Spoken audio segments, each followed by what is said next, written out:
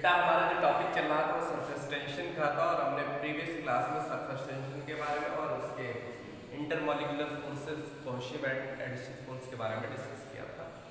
आज हम बात करेंगे इसके आगे shape of liquid meniscus in shape of liquid meniscus in a glass tube in a glass tube। इसका मतलब ये क्या है? हमने बेटा बात करी थी कोहेसिव एंड एडिशिव फोर्स के बारे में। कोहेसिव फोर्स होता था जो एक ही मॉलिक्यूल्स के बीच लगने वाला, यानी एक सब्सटेंस के सिमिलर मॉलिक्यूल्स के बीच जो लगने वाला फोर्स होता था वो हमने बोला था कोहेसिव फोर्स।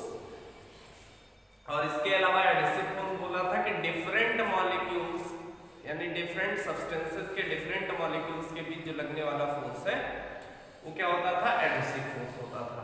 ठीक है, हमने इसका एग्जांपल बताया था कि जो वाटर है वो वेट करता है ग्लास प्लेट को, ठीक है, जबकि मरकरी नहीं।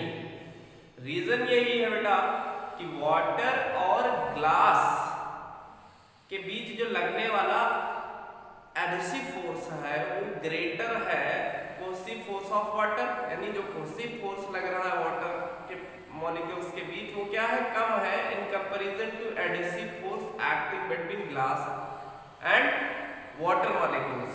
ठीक है, तो इसलिए वो क्या करता है? वेट कर देता है ग्लास प्लेट को। ऑन द अदर हैंड अगर हम बात करेंगे मरकरी की और ग्लास प्लेट की, तो मरकरी का जो कोहेसिव फोर्स है वो adhesive force acting between mercury molecules and glass molecules वो लेस होता है, इसलिए वो वेट नहीं करता है। हम इसी की बात कर रहे हैं इसमें shape of liquid meniscus. Liquid meniscus का मतलब होता है जो ऊपरी सरफेस होती है उसकी क्या कंडीशन होगी उसके बारे में हम डिस्कस करेंगे। सपोज दैट बेटा एक हमने वेसल लिया, क्या लिया? वेसल, और उसमें क्या भरा? लिक्विड, और लिक्विड में क्या? वाटर। ये क्या है? वाटर। और उसमें हमने एक ग्लास ट्यूब ली, ठीक है, ग्लास ट्यूब ली,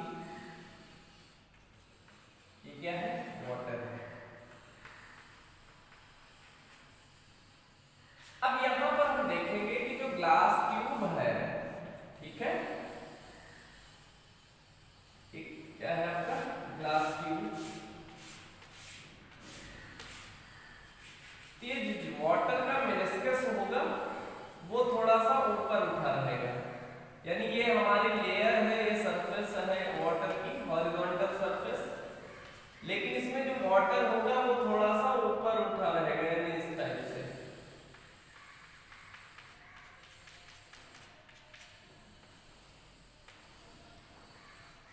ठीक है ना? और अगर हम बात करें दूसरे सरफेस की,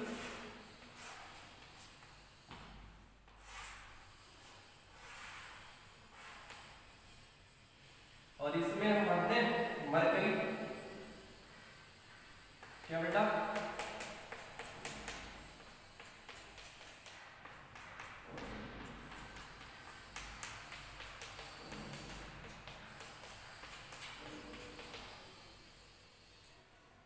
इसमें क्या किया है? मरकरी। ये क्या है? मरकरी। तो ये क्या नेचर शो करता है? इसका जो कुछ सरफेस होगा, यानी जो लिक्विड सरफेस है उसकी सरफेस से कुछ कम होगा, यानी इस टाइप से। तो ये होता किस लिए है? हमने अभी बताया कि वाटर और ग्लास के बीच जो लगने वाला एडिशिव फोर्स है वो क्या है, ज्यादा है, इसलिए क्या करता है, ऊपर तक की चढ़ जाता है, यानी जो हमारी लिक्विड सरफेस है वेसल में उससे कुछ ऊपर उठता है। लेकिन अगर हम बात करें ग्लास और मरकरी के बीच लगने वाला एडिसिव फोर्स, वो कॉशी फोर्स यानी मरकरी के बीच लगने वाले कॉशी फोर्स से कम होता है, इसलिए क्या होता है, ये थोड़ा सा नीचे आ जाता है। तो ये तुम्हारा क्या है, कंडीशन है बेटा, किसकी, लिक्विड मेनिस्कस की। अगर हम दूसरी बात समझें दूसरे डायग्राम से, अगर ये तुम्हारा क्या है, वाटर है और ये तुम्हारा इसमें वाटर फील्ड है,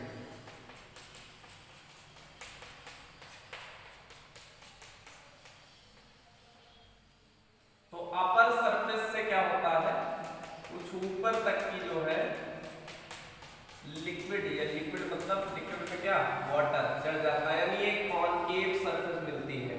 कैसी सरफेस बेटा, कॉनकेव। तो इस मेनिस्कस का जो शेप होगा वो कैसा होगा, कॉनकेव मेनिस्कस। और अगर हम इसी के अपोजिट बात करें किसकी, मरकरी की, और एक हॉलो ट्यूब हम इसमें डाल दें, तो यहां पर क्या होगा, हमें एक कन्वेक्स सरफेस मिलेगी। कैसे सरफेस, कन्वेक्स। तो यहां पर जो सरफेस होगा वो कॉन्वेक्स मेनिस्कस होगा,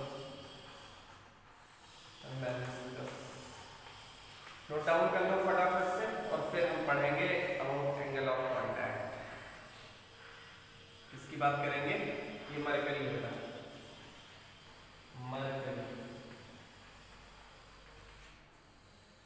put the heading angle of contact.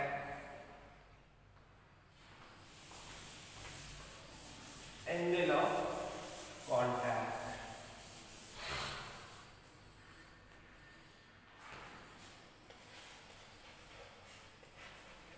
Angle of contact. चलिए देख लेते हैं।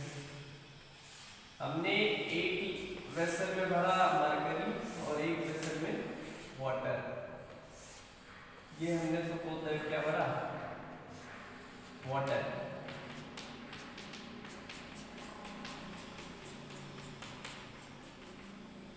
वाटर क्या होगा, कुछ ऊपर तक की, ऊपर हाइट तक की चल जाएगा।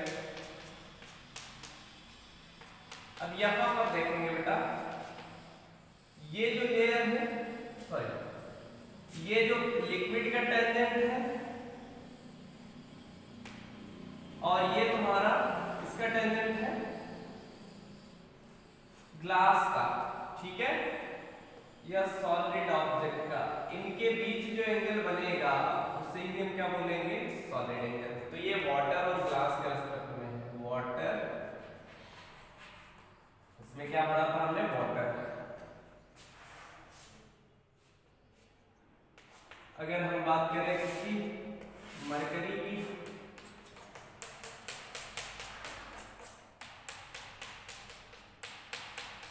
तो मरकरी में हमने बताया था बेटा कि कुछ सरफेस नीचे तक की रह जाती है इस टाइप से।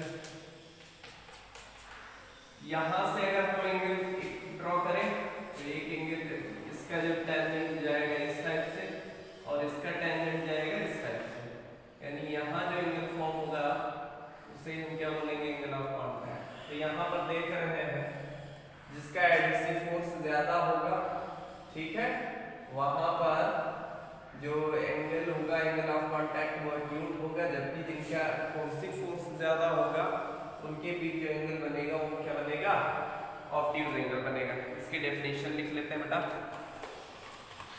The angle inside a liquid between the tangent of solid, the angle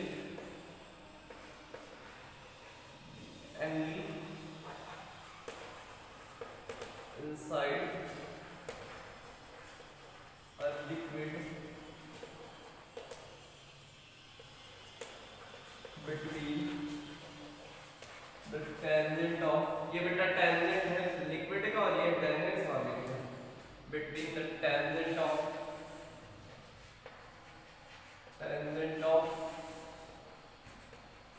liquid to the tangent of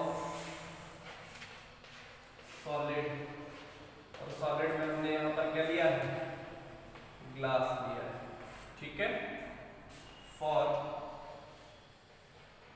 water हमने क्या कहा, जिनके बीच का कोहेसिव फोर्स ज्यादा होगा, ठीक है, it's called angle of contact. Water और लिक्विड की कंडीशन में, वाटर और ग्लास के कंडीशन में, वाटर एंड ग्लास क्या बनाएंगे, एक्यूट एंगल बनाएंगे, एक्यूट एंगल। और ये किस पर डिपेंड करेगा, जिनके बीच एडहेसिव फोर्स ज्यादा होगा, लिक्विड और सॉलिड के बीच, ठीक है ना। और दूसरा वाटर और मरकरी एंड ग्लास के लिए क्या है, ऑब्ट्यूज एंगल बन रहा है, ऑब्ट्यूज एंगल यानी 90 डिग्री से ज्यादा। अगर हम बात करें ऑर्डिनरी वाटर और ग्लास के लिए जो एंगल होता है, एंगल ऑफ कांटेक्ट, वो 8 डिग्री होती है, ठीक है। तो इसको स्टार बना के लिखना, for ordinary water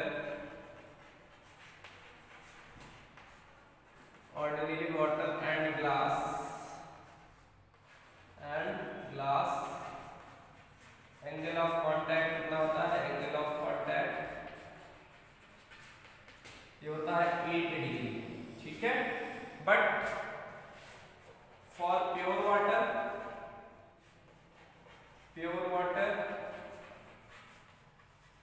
and glass के लिए होता है 0 डिग्री। कितना होता है बेटा, 0 डिग्री, नोट डाउन कर लो फटाफट से। और सिल्वर और वाटर के लिए बेटा होता है, सिल्वर वाटर के लिए ये होता है 90 डिग्री। इसका मतलब क्या है, कोई राइज एंड फॉल नहीं होता है, सिल्वर हो और वाटर हो, तो उसके लिए नोट डाउन कर लो फटाफट से। नेक्स्ट हेडिंग डाल लो, excess pressure inside the liquid drop,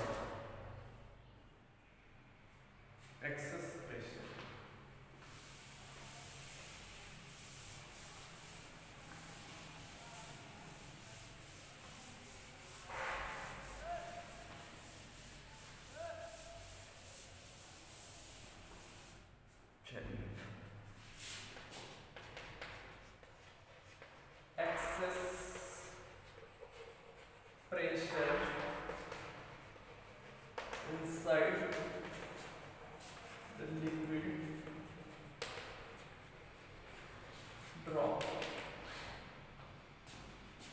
क्या होता है एक्सेस प्रेशर, हम ये पहले समझेंगे।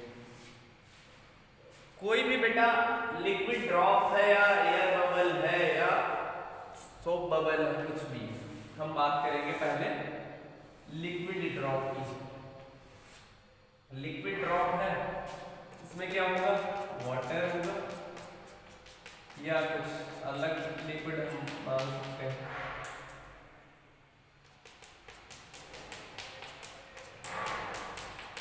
इस पर क्या काम करेगा बेटा, एक प्रेशर P वर्क करेगा, एटमॉस्फेरिक प्रेशर। अगर बेटा प्रेशर P काम कर रहा तो ये स्फेरिकल नहीं होगा, प्रेशर काम कर रहा है तो इसका शेप क्या होना चाहिए, फ्लैट होना चाहिए। इसका मतलब क्या है, इसके इंटीरियर क्या है, एटमॉस्फेरिक प्रेशर से ज्यादा कुछ लग रहा और उसी प्रेशर को ही हम क्या बोलते हैं, एक्सेस प्रेशर बोलते हैं। लेकिन यहाँ से इंटीरियर जो फोर्स लग रहा है, प्रेशर लग रहा है, वो क्या मान ले हम, capital P plus P dash, और यही क्या होगा हमारा P डैश जो होगा वो ही एक्सेस प्रेशर होगा, ठीक है ना, लिख लेंगे।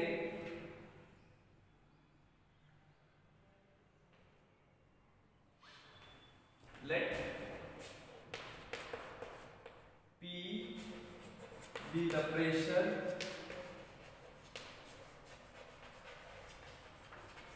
acting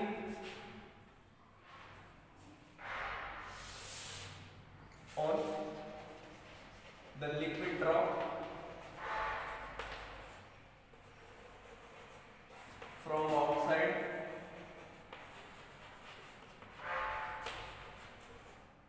and P plus P dash be the pressure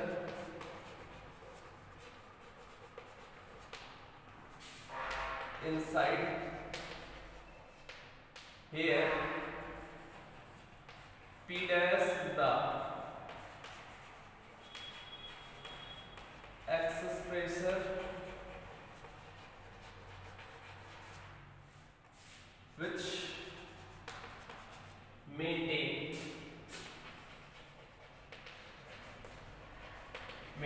the shape of drop spherical, ठीक है ना। यानी यही जो P डैश है वो क्या बेटा शेप बनाता है, क्या स्फेरिकल शेप बनाता है। अब आगे हम लिखेंगे, ठीक है ना, कि जो एक्सेस प्रेशर है वो पुश करता है ड्रॉप को नॉर्मली आउटवर्ड्स, ठीक है। तो P dash push the surface outward, let delta R be the displacement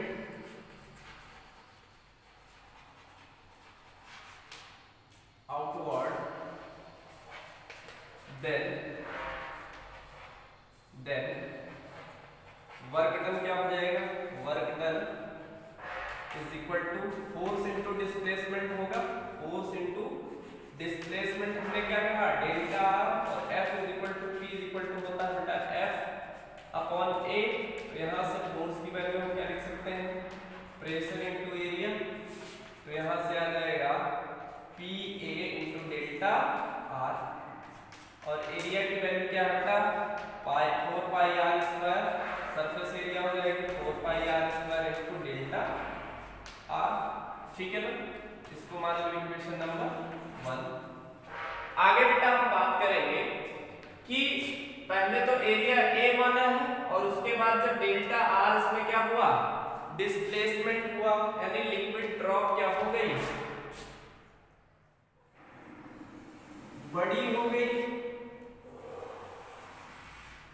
क्या हुआ इसके शेप में चेंजेस आएंगे जब ये डिस्प्लेस होगा, और ये डिस्प्लेसमेंट कितना हुआ डेल्टा आर। तो यहां से change in surface area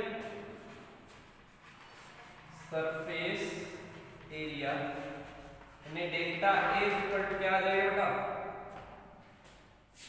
final area minus initial area, और फाइनल एरिया क्या हो जाएगा 4 पाई आर की वैल्यू पहले तो आर थी, इसकी रेडियस इनिशियली क्या थी आर थी, और डेल्टा आर का इंक्रीमेंट हो गया तो आर प्लस क्या हो जाएगा डेल्टा आर का होल स्क्वायर, और माइनस इनिशियल एरिया क्या है 4 पाई आर स्क्वायर, तो आ जाएगा 4 पाई, इसको ओपन करिए R square plus delta R square plus 2 R delta R minus 4 pi R square. इसको ओपन करेंगे,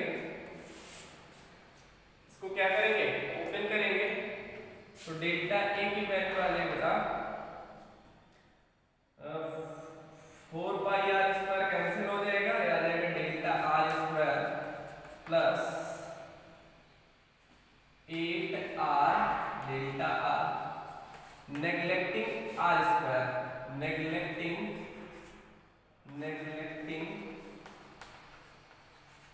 डेल्टा आर स्क्वायर। क्यों नेग्लेक्ट करेंगे? क्योंकि जो इंक्रीमेंट होगा बेटा रेडियस पे वो बहुत कम होगा और पॉइंट यानी मिलीमीटर्स या माइक्रोमीटर्स में आएगा और उसका हम स्क्वायर करेंगे तो और ही छोटी क्वांटिटी आ जाएगी, इसलिए इसको हम क्या करेंगे नेग्लेक्ट कर देंगे। तो डेल्टा इज इक्वल टू आ जाएगा 8r delta r।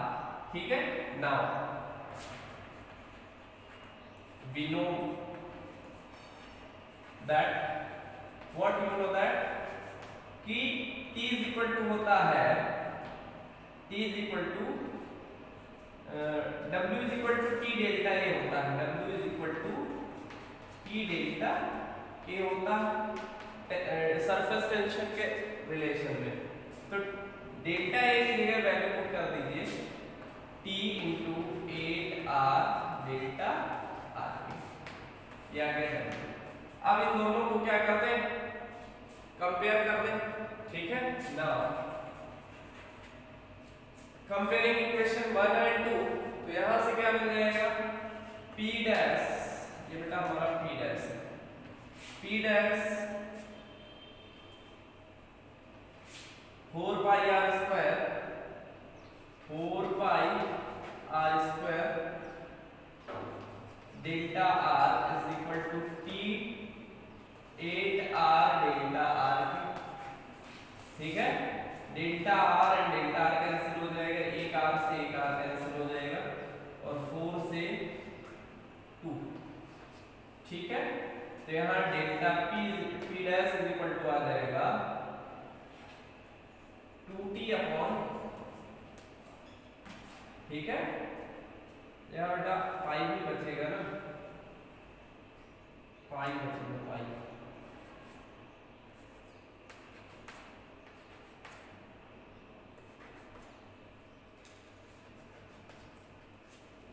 Pi cancel हो जाएगा, 2t अपॉन क्या आ जाएगा r। p dash is equal to 2t by r। ये हमारा आ गया बेटा excess pressure in a liquid drop. क्या आ गया? Excess pressure in liquid drop. फटाफट से नोट कर लीजिए, ये बेटा लिक्विड ड्रॉप के लिए है। किसके लिए है? लिक्विड ड्रॉप के लिए। अगर हम बात करेंगे सोप बबल की या एयर बबल के, तो उसके लिए फॉर्मूला अलग होगा, कोई चेंजेस नहीं है, बस सेम है, लेकिन उसमें लेयर की डिफरेंस आ जाएगा, लेयर का डिफरेंस। ठीक है,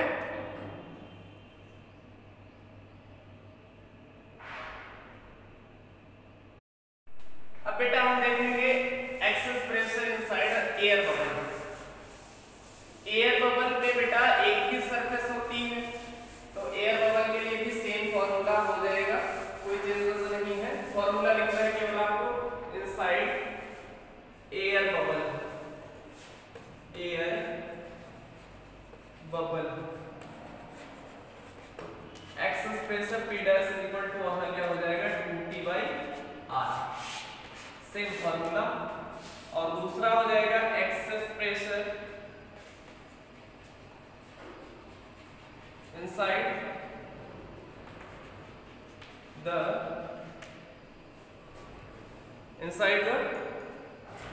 सोप बबल, सोप बबल। तो इस कंडीशन में तुम्हारा दो सरफेसेस हो जाती हैं, इसलिए P डैश यहाँ पर हो जाएगा 4t बाई r। केवल हमको फॉर्मूला लिखना है, इससे रिलेटेड एक डेरिवेशन हो गया है। क्या हाँ, यहाँ पर 4 क्यों आ गया? क्योंकि इसमें दो, एक लोअर सरफेस होती है और एक अपर फ्री सरफेस होती है। ठीक है, नेक्स्ट क्लास में हम पढ़ेंगे बेटा अबाउट कैलोरीमेट्री और फिर हमारा जो चैप्टर होगा फिनिश हो जाएगा। Thank you.